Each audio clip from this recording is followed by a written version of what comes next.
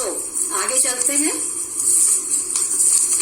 अब हम Rutherford experiment को थोड़ा सा और डिटेल में डिस्कस करेंगे। वैसे तो हम इसका काफी डिटेल्स ऑलरेडी डिस्कस कर चुके हैं, लेकिन कुछ इंपॉर्टेंट पॉइंट्स जो उसमें रह गए थे हम आज फिर डिस्कस करेंगे।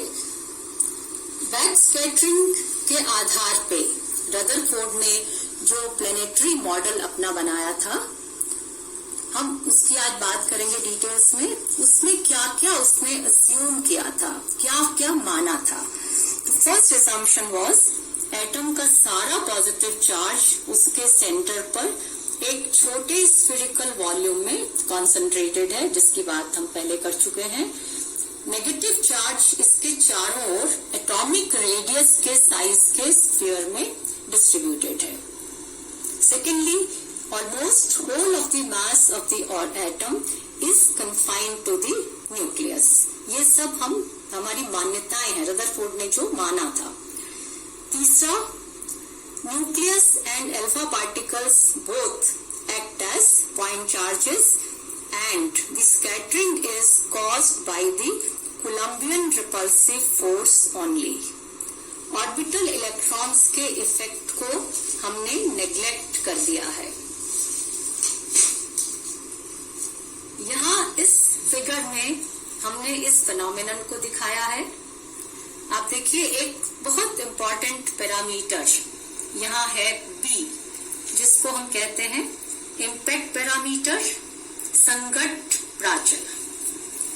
अगर स्कैटर न्यूक्लियस अल्फा पार्टिकल को स्कैटर नहीं करता तो अल्फा पार्टिकल अपने पाथ पर स्ट्रेट जाता और तब वो न्यूक्लियस के जितना पास से गुजरता, that distance is denoted by impact parameter B। ये समझ में आ गया? किसी इंसिडेंट पार्टिकल के लिए ये B जितना कम होगा, यानी अल्फा पार्टिकल जितना पास से गुजरेगा, उस पर स्कैटरर न्यूक्लियस का इफेक्ट उतना ही ज्यादा होगा and it will be scattered by a larger angle as this figure is depicting. जो अल्फा पार्टिकल दूर से जा रहा है उसके लिए एंगल ऑफ स्कैटरिंग कम है, जो नजदीक से गुजर रहा है उसके लिए एंगल ऑफ स्कैटरिंग ज्यादा है। अब एक्सपेरिमेंटल रिजल्ट्स को थ्योरेटिकल वैल्यूज से मैच करने के लिए कुछ कैलकुलेशंस की गई।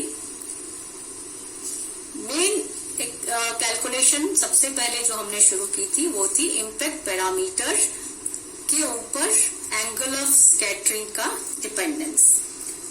इसको निकालने के लिए हम mainly conservation of angular momentum and conservation of kinetic energy, ये दो इक्वेशंस लिखते हैं। ये कैलकुलेशन और सारा एनालिसिस हम पार्ट 1 क्लास में कर चुके हैं। जब हम इन इक्वेशंस को सॉल्व करते हैं तो हमको इम्पैक्ट पैरामीटर और दूसरे वेरियस पैरामीटर में ये इक्वेशन हमको प्राप्त होती है। इस इक्वेशन से सब तरह के डिपेंडेंस हमको दिखाई दे रहे हैं। नोटेशन हमने यहाँ लिखे हुए हैं। Z अल्फा ई अल्फा पार्टिकल का चार्ज है, ZE स्कैटर न्यूक्लियस पर चार्ज है, E इंसिडेंट अल्फा पार्टिकल की काइनेटिक एनर्जी है and theta is angle of scattering. Dependence हमको यहाँ साफ दिखाई दे रही है। Angle of scattering theta cotangent theta by 2 impact parameter के डायरेक्ट प्रोपोर्शनल है। सो इम्पैक्ट पैरामीटर B जितना कम होगा, थीटा की वैल्यू उतनी ही ज्यादा होगी। कोटेंजेंट थीटा बाई 2 प्रोपोर्शनल है 1 अपॉन अल्फा का चार्ज। अब अल्फा का चार्ज कांस्टेंट है तो यहाँ इस प्रोपोर्शनैलिटी का कोई मतलब नहीं है। कोटेंजेंट थीटा बाई 2 स्कैटरर न्यूक्लियस के चार्ज के इनवर्सली प्रोपोर्शनल है। ये चार्ज जितना ज्यादा होगा, इंसिडेंट अल्फा पार्टिकल पर इफेक्ट उतना ही ज्यादा होगा और इसलिए उसके लिए थीटा की वैल्यू उतनी ही ज्यादा होगी। ये डिपेंडेंस इंसिडेंट अल्फा पार्टिकल की काइनेटिक एनर्जी पर बता रहा है। जितनी काइनेटिक एनर्जी ज्यादा होगी, थीटा का मान उसी के अकॉर्डिंग कम होता जाएगा। क्यों? इसको हम पहले डिस्कस कर चुके हैं। जितनी तेजी से अल्फा पार्टिकल न्यूक्लियस के ऊपर गिरेगा, उसके ऊपर न्यूक्लियस का इफेक्ट बहुत थोड़ी देर के लिए रहेगा, तो वो इफेक्ट कम हो जाएगा, इससे थीटा की वैल्यू कम रहेगी। ये आपका रदरफोर्ड स्कैटरिंग फॉर्मूला है, जिसकी बात हम पहले डिटेल्स में इसको हम अच्छी तरह से डिस्कस कर चुके हैं। एक इम्पॉर्टेंट एस्पेक्ट अभी हम इसमें ऐड करेंगे। इंसिडेंट अल्फा पार्टिकल की काइनेटिक एनर्जी का number of scattered alpha particle पर इफेक्ट क्या होता है। इस फॉर्मूले से आप देखिए, जो हम पहले डिस्कस कर चुके हैं, number is inversely proportional to the square of the kinetic energy of the incident alpha particle for a given value of angle of scattering. आपके सामने एक एक्सपेरिमेंटल रिजल्ट यहाँ दिखाया गया है, जिसमें हमने number of scattered alpha particles एक पर्टिकुलर एंगल पर, उसको इंसिडेंट अल्फा पार्टिकल की काइनेटिक एनर्जी के साथ प्लॉट किया है। दो कर्व्स आपको यहाँ दिख रहे हैं, सॉलिड लाइन। ये सॉलिड लाइन जो है ये एक्सपेरिमेंटल कर्व को बता रही है, और जो डैश्ड कर्व है ये थ्योरेटिकल कैलकुलेशन से हमको ये कर्व मिला है। कोई चीज आपको यहाँ इंटरेस्टिंग अजीब सी नजर आ रही है? यस, आप ध्यान से देखिए, दोनों कर्व्स यहाँ तक परफेक्टली मैच कर रहे हैं, लेकिन इंसिडेंट एनर्जी अप्रोक्सीमेटली 27 MeV और उसके आगे ये दोनों कर्व्स अलग हो गए हैं। तो यहाँ पर ऐसा क्या हुआ, ये डिस्कस करना बहुत इंपॉर्टेंट है। डैश लाइन जो हमने थ्योरेटिकल कर्व है, इसमें आपको याद हो तो हमने assumption क्या लिया था? We assume that here the interaction is purely Coulombian repulsive interaction. ये हमने माना था। तो यहाँ पर जब हमने ये माना, उससे थ्योरेटिकल कर्व हमको ये मिला, एंड यहाँ पर ये कर्व इससे डिविएट हो रहा है एक्सपेरिमेंटली।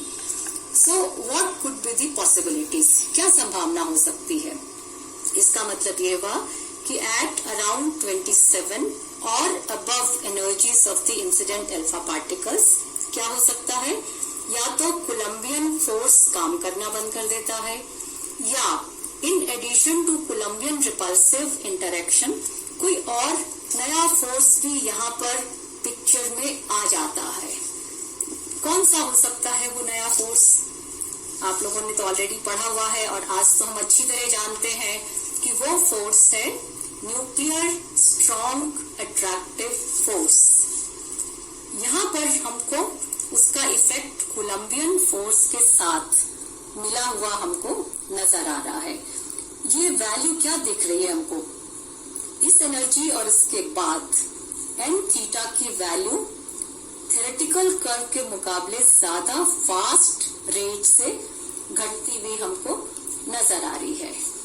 तो ये जो डेविएशन है ये कंफर्म करता है कि हायर एनर्जी पर कोलंबियन रिपल्सिव इंटरेक्शन के साथ साथ स्ट्रॉन्ग न्यूक्लियर अट्रैक्टिव फोर्स भी पिक्चर में आ जाता है। और ऐसा इसका क्या मतलब है? ऑब्वियसली अल्फा पार्टिकल जितनी ज्यादा एनर्जी से न्यूक्लियस की तरफ जाता है, वो उसके ज्यादा नजदीक पहुंच सकता है, and at that small distance some attractive forces might come into picture, which are your strong attractive nuclear forces. तो इस डिस्टेंस को, जो मिनिमम डिस्टेंस तक ये पहुंच सकता है, उस डिस्टेंस को कैलकुलेट करके हम न्यूक्लियस के साइज का भी अंदाजा लगा सकते हैं। ओके, हाँ, आज मैंने आपके लिए मल्टीपल चॉइस क्वेश्चंस का एक क्विज भी पोस्ट किया है।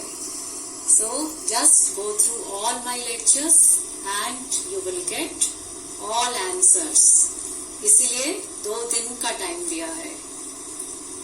Be honest to yourself, not to me, not to anybody else. क्या हुआ अगर आपके 10 में से केवल 2 आंसर ही सही हुए? पर उस खुशी को तो एक्सपीरियंस करो, क्योंकि उन 2 करेक्ट आंसर्स का क्रेडिट तो फिर पूरा ही 100% आपका है। So all the best, next week मिलते हैं।